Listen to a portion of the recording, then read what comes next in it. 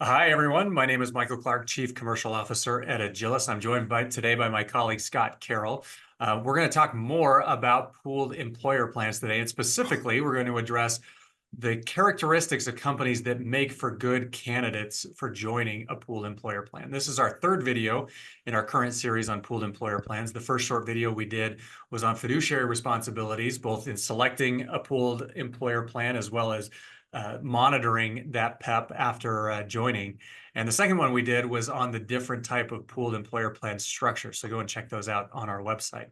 But by way of background, so the pooled employer plan market continues to grow. We've had several years now of experience in the 401k space, not as much in the 403b space. But we've got several pooled plan providers that have PEPs now with over 1 billion in assets and growing.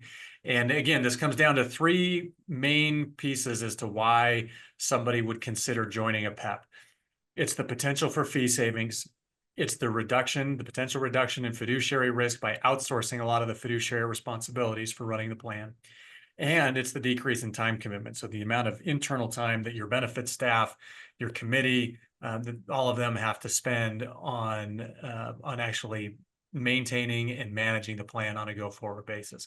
So Scott, with that as background, what kind of companies make for good candidates to join a pooled employer plan? Yeah, thanks, Michael. I think what we've seen here is, a pooled employer plan can make sense for a lot of different types of companies.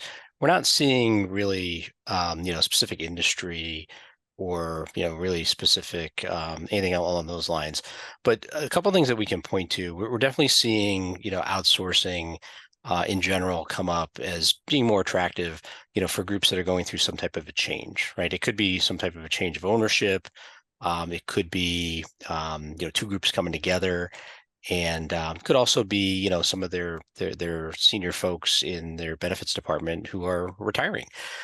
Seeing a little bit of a lack of the skill set in the industry right now, and it's a good time to take a step back and look at your policies and your procedures. If you have some turnover, if you have some folks retiring, and take a look at the idea of perhaps outsourcing some of that for a couple of reasons. One is it keeps your HR and your benefits staff leaner, but it also, at the end of the day, can result in better records retention. If that information is stored electronically through a third-party record keeper and a pooled plan provider. So Scott, in terms of you mentioned it's not really industry specific then in terms of who might be a good fit. Like how small of a plan, how big of a plan, where does it tend to make sense for these type of companies to join into a PEP?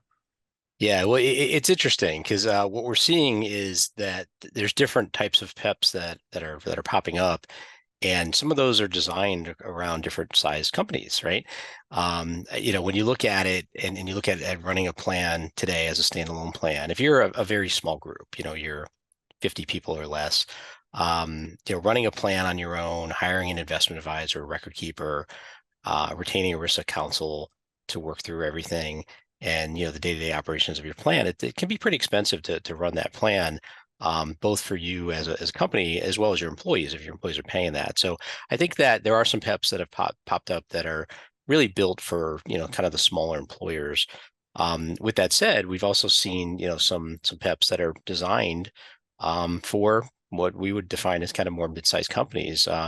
We've seen through some of our survey data, the average size adopting employer for some of these PEPs has been over 20 million or so for some of the bigger ones, and we expect that'll continue to increase. So when you look at it, we definitely think that there's probably more pricing advantages in the small and mid-sized part of the market. But we're also seeing some interest from groups that are a bit bigger than you might think would traditionally look to outsource their plan responsibilities.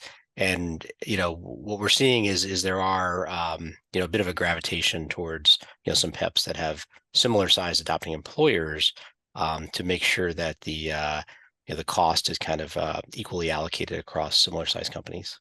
The other thing too that I like, Scott, in terms of the survey data that you've mentioned is even for a large company with a big plan, they may not have a lot of internal resources to dedicate to running the plan, or they at least have resources that they would dedicate to other projects if they could free up their time. I mean, we've seen that time and time again, even with large plans. So I think that's another consideration for companies if they're looking for operational efficiency, looking how to get more out of their employees without necessarily adding more staff or adding new responsibilities. A PEP is a great way to be able to do that. The other way too that I've seen with some of these companies is they might have a fiduciary committee that's comprised of senior people within the company. And not only are those potential conflicts of interest there between settler decisions and fiduciary decisions and how that can get blurred sometimes in meetings, but just the time commitment alone, if you're running, some sort of quarterly cadence on your committee meetings and having these people adequately prepared for the discussions in the meetings, that can eat up a lot of time that, again, from a company perspective, you might want those senior people focused on the strategy and growth of the business as a whole. So I think those are other areas where we've seen where companies can make good candidates for PEPs, depending on their setup, despite how big or small they might be. Yeah, I think the idea around is it just a particular size company, but it has to be the right time as well, right? From a strategic implementation perspective, and the idea around what other types of initiatives our groups focused on, becomes an important part of whether to look at a PEP. The same way, your benefit design comes into play, right? I mean, you should be looking at, is your match competitive? Or do you have the right partners in place? Well, the PEP is, should be something that you look at through that lens as well. And a lot of times it does come up from an aspect of a critical mass perspective, or a bandwidth perspective. We need to have these folks focusing on other things for our business that have come up, and we really need to redeploy resources and look to outsource where we can. So. Yeah, the other interesting one, and we've heard this from some of the different pooled employer plan providers, is traction with private equity firms, right? These might be groups Right. that are buying and selling businesses, and again, looking to generate operational efficiencies. We've actually seen some private equity firms either join or create a very specific pooled employer plan for their overall book of business. It makes it very easy for companies to join and then also exit. So there's and again, just thinking about the operational efficiencies, the cost efficiencies, and the fiduciary risk, it's become very attractive, I think, for some private equity firms as they've explored the pooled employer plan market as well.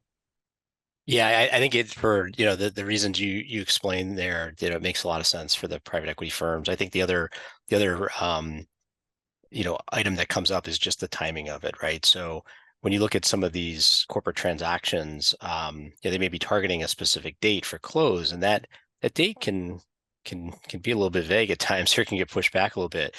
And the record keepers, to stand up a new plan, a standalone plan, they need more time than they did even 5 years ago, to stand it up. So if you have a PEP that the private equity firm has reviewed and vetted, and they use, or they've set up their own PEP, I mean, in theory, a private equity firm could set up the PEP just specifically for their own group.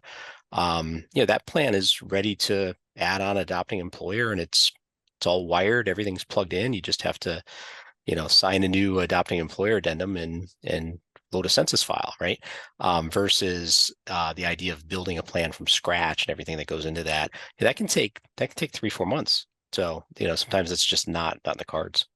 So, Scott, we've talked about who are good candidates for PEPs, but what about the flip side? Who wouldn't be a good candidate to join a PEP? Yeah, I think we touched on this a little bit in some of the other videos, Michael. But the thought of not having full control, right? If that bothers you, if that makes you a little bit anxious, in practice, you're not going to adopt a PEP or not adopt a PEP because it has one less fund in it, or anything along those lines. You're going to look through the broad investment category. But there are some groups that may want specific investments that are not offered in a PEP. We've seen some of the scrutiny over things like brokerage windows come up. And if there's a strong case and a need for that for your employee population, well, you may not consider PEPs that don't offer brokerage window, right? I think the other thing that can come up is just from a plan design perspective. If you have a really complex plan design that requires, additional compliance testing, think of things like, some of the agent service allocations or like pension replacements, or you just have some, kind of some, different benefits for different groups within your plan, different eligibility requirements for different groups, different auto enrollment sweep timing for different populations of employees. Those are going to be difficult to administer in a pooled employer plan environment.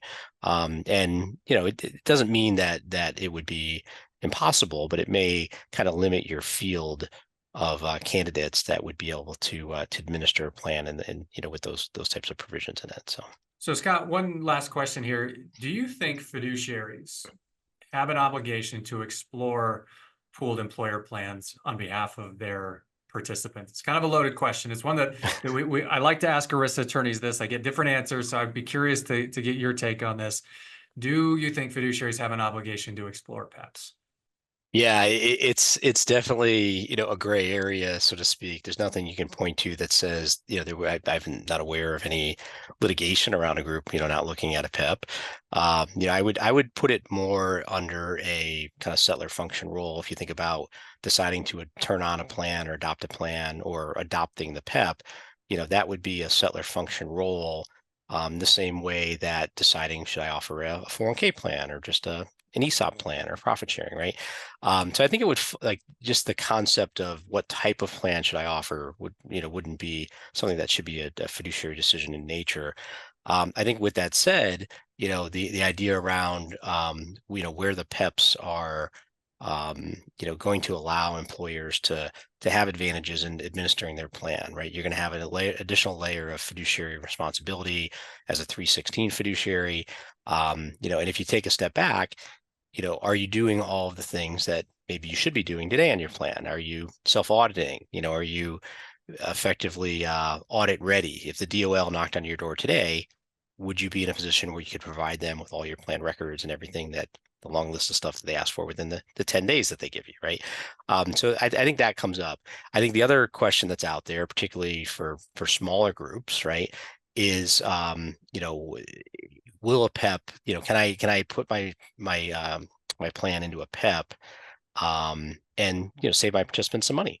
And with all of the focus around plan fees and litigation that's been around fees, I do think that may come up, right? And just having a broader sense of where the marketplace is. We've seen a number of groups, look at wanting to price out what a PEP might look like compared to their standalone plan when they're running an RFI or an RFP.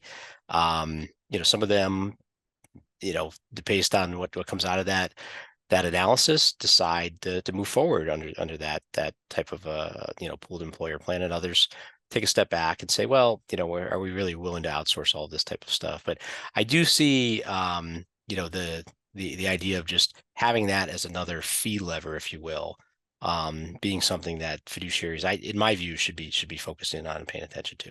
Yeah, because I think it's like you said, it's solidly a gray area here, right? It is technically, I would say, a settler decision to join a PEP or not, but there are some fiduciary elements to looking at them that do make sense. For example, could participants be getting better service for the same cost by joining a PEP, or even potentially, like you said, a lower cost?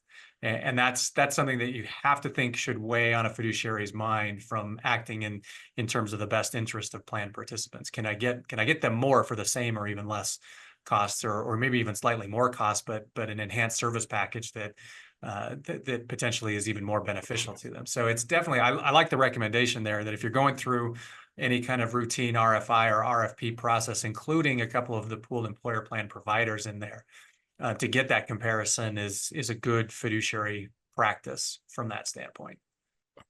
That's right. I think you're, the key words there are in the participant's best interest. I think at times it's easy to forget that, but that is your fiduciary standard. That's your yardstick. So. Absolutely. Well, Scott, again, thank you for this. This has been very enlightening.